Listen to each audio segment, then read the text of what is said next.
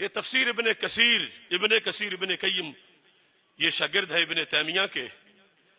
ابن کثیر نے یہاں پر وہ حدیث لکھی جو سرکار نے فرمائی، درجنوں کتابوں میں موجود ہے، راوی کی بحث بھی موجود ہے کہ بالکل سکہ راوی ہے.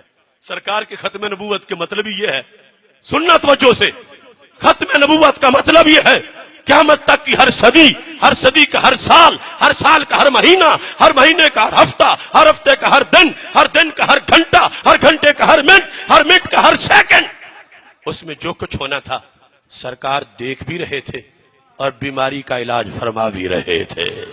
یہ ہے ختم نبوت. تو میرے آقا علیہ السلام نے دیکھا کہ ایک بہت بڑا فتنہ نجد سے اٹھے گا. سرکار نے کچھ علامتیں بیان کی اور اس حدیث پر میں نے 3 گھنٹے دبئی میں مناظرہ کیا. میرے پاس کوئی کتاب نہیں تھے، ان کے 3 مولویوں کو میں نے کتابوں کے بغیر ہی الٹا کر دیا. اس حدیث پر سرکار سے حضرت حذیفہ بن یمان رضی اللہ تعالیٰ عنہ جو سرکار کے راز والی باتیں بتاتے ہیں، روایت کرتے ہیں کہ سرکار نے فرمایا ان مما اتخوف علیکم رجل قرأ القرآن حتى اذا رؤيت بهجة علیہ وكان رداء الاسلام فاطراه الى ما شاء الله فانسلخ منه ونبذه وراء ظهري وسعى على جاري بالسيف ورماه بالشرك قال قلت ايهما اولى بالشرك الرامي بل المرمي قال بل الرامي بل الرامي بل الرامي. سرکار نے فرمایا مجھے امت پر ایک ایسے شخص کا بھی خطرہ ہے جن کا خطرہ ان میں سے ایک ایسا. کون؟ ابن عبد الوہاب کی ساری نشانیاں سرکار نے بتائیں اور اس پر میں نے مناظرہ کیا اور ابن عبد الوہاب کو اس حدیث کے نیچے سے وہ نکال نہیں سکے 3 گھنٹے تک. میرے نبی علیہ السلام نے فرمایا بندہ ہوگا تحریک اپنی چلائے گا قرآن پڑھ کے. اسی سے تم حیران ہوتے کہ قرآن کا ہی تو درس دیتے ہیں. سرکار نے فرمایا کہ قرآن پڑھ کے وہ اپنی تحریک چلائے گا. پھر وکان رداؤہ الاسلام، اسلامی لباس ہوگا اس کا، جبے وغیرہ جس طرح کی ساری صورتحال تھی. حتی اذا رؤیت بہجۃ علیہ، ظاہری رونق داڑھی وغیرہ بھی ہوگی. یہودی نہیں ہوگا بظاہر، نصرانی نہیں ہوگا، ہندو نہیں ہوگا، سکھ نہیں ہوگا، قرآن پڑھے گا، قرآن کی دعوت دے گا.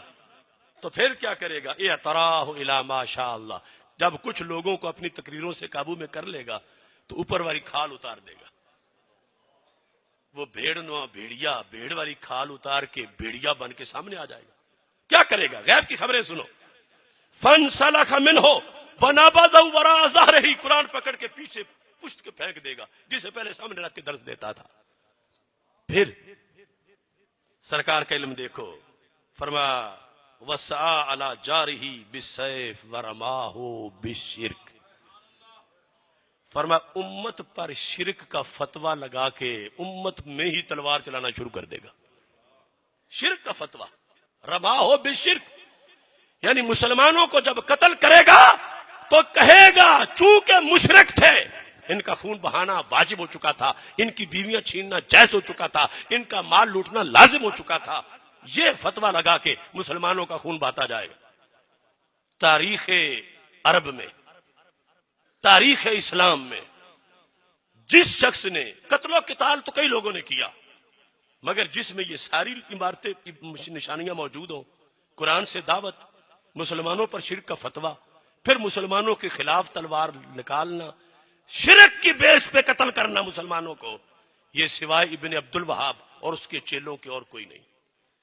کل کا ابن عبد الوہاب، آج کی داعش، یہ ایک ہی کھوٹے سکے کے 2 رخ ہیں، ورنہ یہ کہاں سے آئی مخلوق. اب ابن عبد الوہاب نے مسلمانوں پر شرک کا فتویٰ لگایا. پہلا بندہ وہ قتل کیا دریا الریاض میں جو مسجد جمعہ کے دن مسجد پر کی مسلح پہ کھڑا جماعت کر رہا تھا. یہ وہابی طریقہ پہلا قتل تھا. 3 لاکھ مسلمان ان بھیڑیوں نے شہید کیے. 3 لاکھ، مکہ مکرمہ، مدینہ منورہ اور طائف کے 3 لاکھ مسلمان شہید کیے. جرم کیا تھا کہ یہ یا رسول اللہ کہتے ہیں، یہ شرک کرتے ہیں.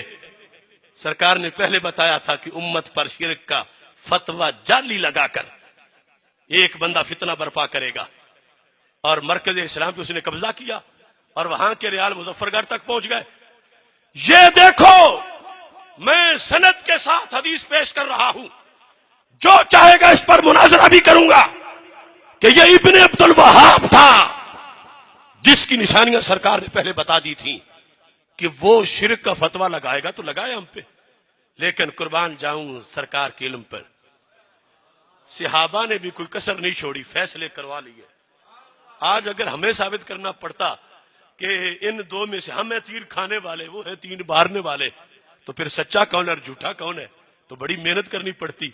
حضرت حذیفہ بن یمان نے سرکار سے ہی کروا لیا کہ میرے محبوب وہ زمانہ جب آ چکا ہوگا، امت پہ شرک کا فتویٰ لگ چکا ہوگا، لاکھوں مسلمان قتل ہو چکے ہوں گے، تو دو ٹولے ہوں گے، ایک ہوں گے شرک کا فتویٰ شرک کے تیر مارنے والے، اور دوسرے ہوں گے شرک کے تیر کھانے والے۔ آپ یہ تو بتا دو کہ ان میں سے مشرک اور جھوٹا ہوگا کون؟ یہ آپ خود ہی فیصلہ فرما دو۔ یہ لفظ لکھے ہیں ابن تیمیہ کی شاگرد کی تفسیر میں، ایہما اولا بشرک الرامی بل المرمی، کیا مسلمان واقعی مشرک ہو چکے ہوں گے یا شرک کے فتوے لگانے والے بھیڑیے خود ظالم ہوں گے؟ میرے نبی علیہ السلام نے فیصلہ کیا، یہ لکھا ہے بل الرامی بل الرامی بل الرامی۔ اے حذیفہ بن یمان سنانا میری امت کو کہ جس وقت یہ شرک کے فتوے لگانے والے شرک کے فتوے لگا رہے ہوں گے، اس وقت کی امت کا کوئی جرم نہیں ہوگا، وہ سچے مسلمان ہوں گے۔ یہ فتوے لگانے والے خود ہی دین کو چھوڑ کے جا چکے ہوں گے۔